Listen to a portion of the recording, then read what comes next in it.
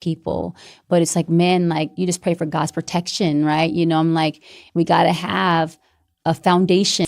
For me, God and Jesus are important for me. Faith, all those things. You have to. And then, like, run your own race at your own pace.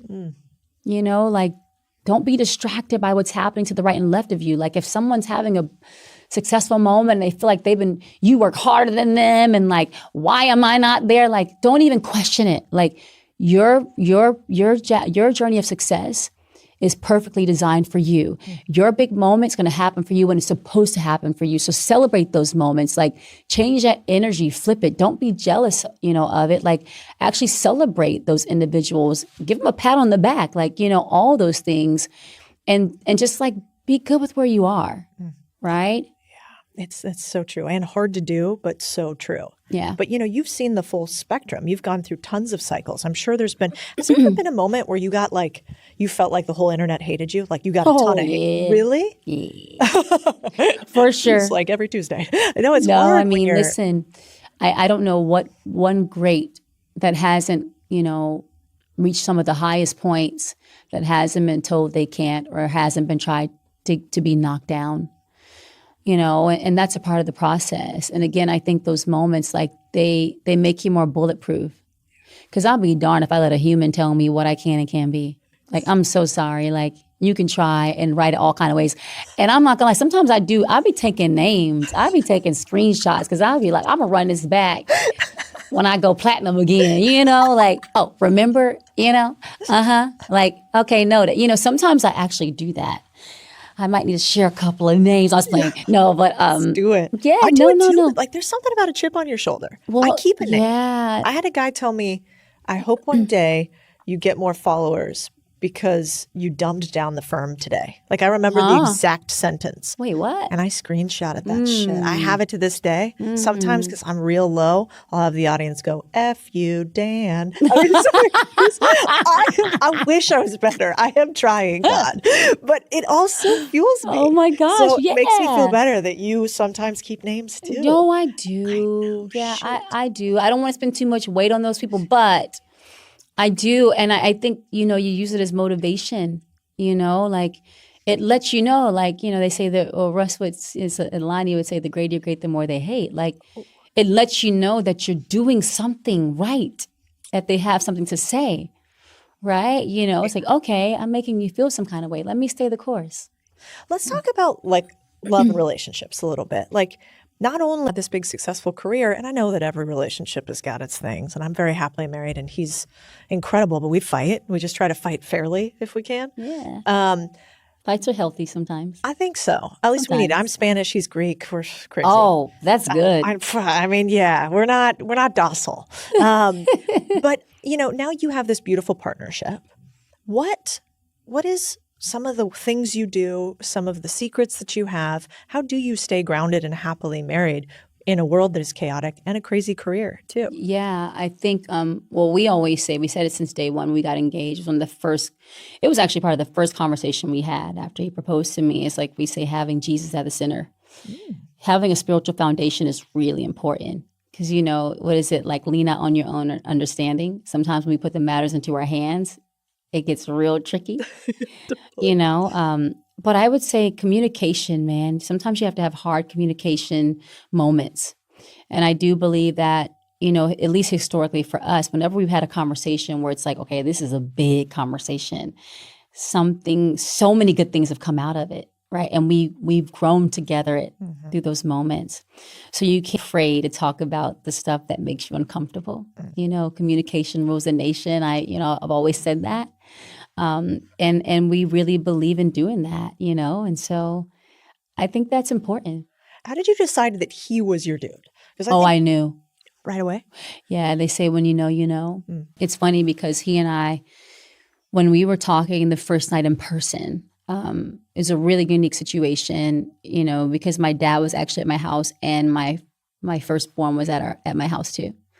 And, I said, well, we were meeting up as friends, and he's like, I wasn't coming over. I wouldn't meet up just to be no friends, We joke about, we laugh like, about that. cute. Yeah. No, but it was, more so than anything, because in this world that we live in, unfortunately, when you step outside, like normal people would when you're dating, if someone sees you, they preset things for you, and so you want to protect that and give yourself a chance to really get to know each other.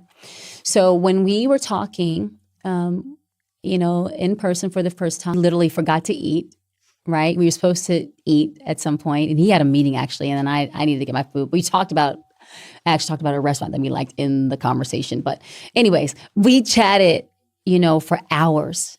And, when we were talking, I'm like, he's different. And the initial conversation that we had felt like no initial conversation I ever had in my life. Mm. And I remember calling my best friend and makeup artist, Yolanda Frederick Thompson. I called her and I said, Yoli, I was like, I don't want to jinx anything. I was like, but I think, and I didn't even want to say it. And she said, he's the one. And I go, yes. Oh. And the same thing for him when he was talking to his friend, after we were together, he said the same thing. Mm. Right? But you just know, when you know. It's a feeling, you can't fully describe it, but you know the difference.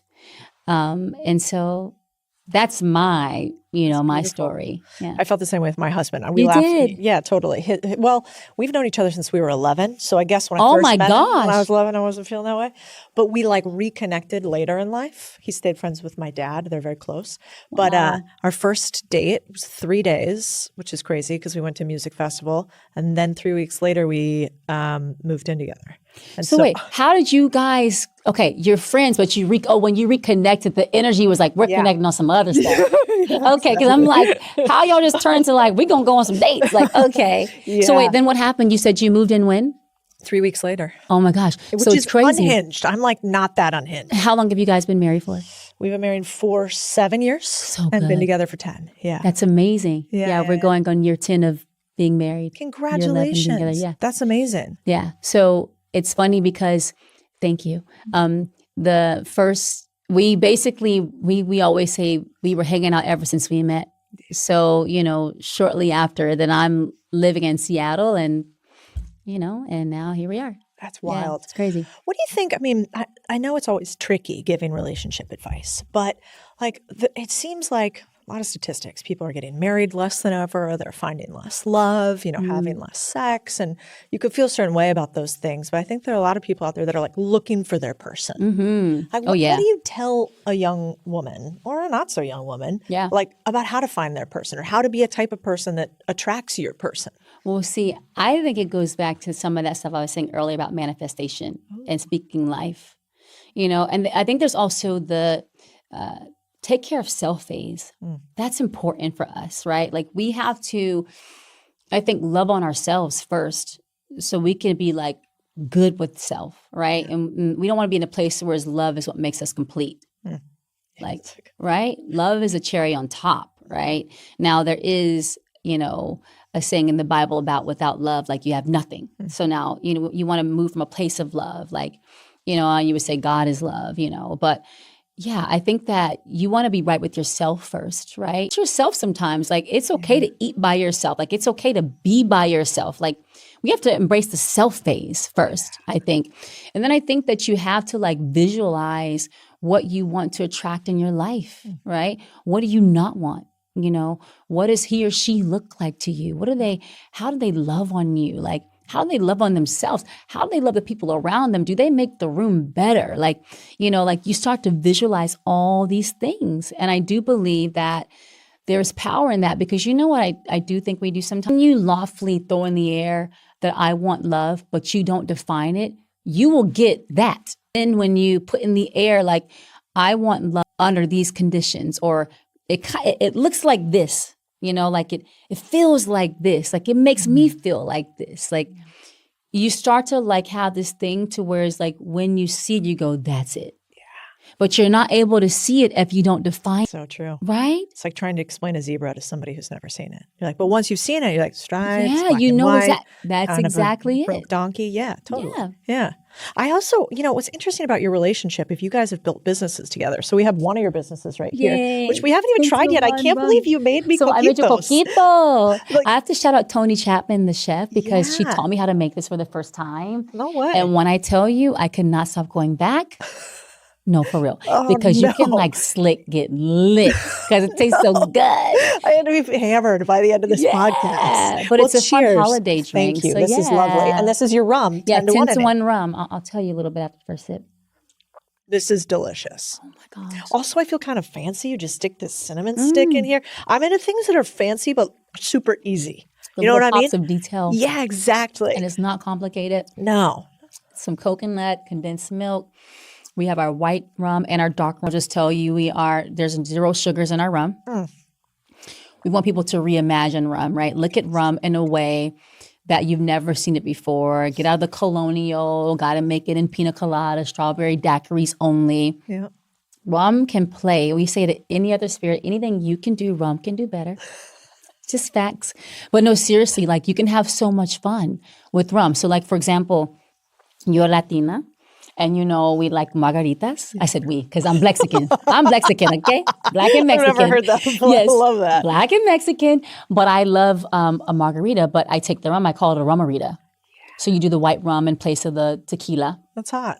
Yes, but you can have fun. You can have so much fun and play. And that's been an amazing discovery for me on the journey of rum and sharing my story. That was the first drink I ever had in my life was rum at 21. And so it's a real thing for 21? Me. Yeah, first time. You never had a drink before 21? Never. Good for you. I accidentally sipped some gin in my mom's fridge. I thought it was water. That sounds awful. That's not okay. I spit that thing out so fast, but my first drink, official, this is what I'm doing, was 21. That's wild. I was not as good as you. I had a few cocktails. Well, you're Latina, so you're early. I'm going to blame it on that. I'm Mexican, so I understand. But also you speak Spanish. Actually, I heard a funny thing about you. I heard you can do all the accents. Yeah, kind of. I can. I play around. What's I think your it's the favorite military baby in me. Oh, that's probably part of it. Well, plus you're an entertainer. Even the way you say sentences is interesting because they're thoughtful. You said a thing, 2 ways. One, I want to hear your favorite accent. This is so good. Dude, I'm telling you. My favorite accent is Latina, is Mexican. Come on. Okay, or Spanish. What's the best accent? Hola, me llamo Ciara. Yo no espero. Estoy muy agradecida para hoy o para el día. Nailing y yo, yo estoy muy agradecida. Oh, I'm happy to have you too. Sí. I want to tell you, I hear you can do a crazy Steph impression. Oh my gosh. I think we should embarrass her. She's like, girl, I don't know if I'm going to be up in there like that because we ain't going to be doing that interview if they talking crazy. We ain't doing it. I'm telling them right now. I'm going to call them up. Watch this. Dude, I'm from Decatur, Georgia, so. You nailed that. People don't know her, girl. but I'm a little bit crying. No, she will. That's that voice, right? Yeah, 100%. I'm going to tell him we ain't calling his ass. Oh my God. She I'm told going to call me him this right one back. story about throwing a shoe, and she was like, I can't do accents, but she was like, I told them if you throw a shoe at me, you better knock me out. That's exactly I'm coming at you. Exactly. She's like, I'm a Chihuahua. She said something crazy about being a Chihuahua in a pit bull's body or something she said that was crazy. A pit bull in a Chihuahua's body or something. And I was like, and the pit bull always wins. Something about the tiny ones. They're just so big. But I am obsessed. Shout out to the tiny ones. Shout out to the tiny ones, yes. But I am obsessed with languages. So my biggest thing is when I travel, I like to, it's kind of my way of showing respect and appreciation to that region or that country. And I love being able to always say hi and bye and thank you. So if I go to Japan, I say, Choto nihongo hanashimasu. Watashi no namae wa Asera desu. Hi. Arigatou gozaimashita. Toire wa doko desu ka? I'm really big on knowing, how to communicate, how to get around. And my biggest thing is to ask how to do it. So if I want to learn, because I'm a little obsessed with learning languages. And so if I want to say in Japanese, how do you say? I say, nante uno. Nante uno water. Nante uno, where's the bathroom? And they'll say, toire wa doko desu ka? Or so I do that. Or in Spanish, como se dice love you, or como se dice, which we know, te amo mucho, or, but I'll say that, or, if I'm in France, I would say, bonjour, je m'appelle Ciara, comment allez-vous? Ça va bien, et toi? Au plaisir de vous voir. Like I always would say that to my fans, like it's so nice to meet you, merci beaucoup. Or if I go to China, it's ni hao, shay shay, bukachi. Like I love doing that, and my dad was in the Army, my mother was in the Air Force. So it's a military baby in me. It's like kind of obsessed, So do you like go out on the stage and you say their language too? Yeah. So if I'm in Japan, I say Migi Hidaidi. Oh, I bet they like lose right it. side. Oh yeah. Undo bouche in French is 1-2 step. I remember back in the days, I would do that. I love that. And then if I'm in London, I would say, darling, how are you? You're right. Are you lovely? It's lovely to see you. I'm going out with some pears to get some Rosie Lee. It's like good, isn't it? Is it all right? I'm like, so amazing, right? Yeah. But whatever. I love to do, it's fun. It's really fun. And I'm going to tell you, talk about being determined. I wanted to learn how to speak with an English accent so bad. And listen, I am not perfect, okay, with it, but I do my best. But I had to audition for a movie. It was a big movie. And I had to speak with an English accent. And I went to go and audition for, and literally in the, I had like 3 days to learn how to speak with an English accent. And I had been trying to do it anyway so bad. I pray no one ever sees that tape. But I was like, I've got a baby in me tummy. And I'm like, I've got to like, it was worse than that. Because I really couldn't get and I was like, you know what? I'm going to get it. Like I was so determined. Good for you.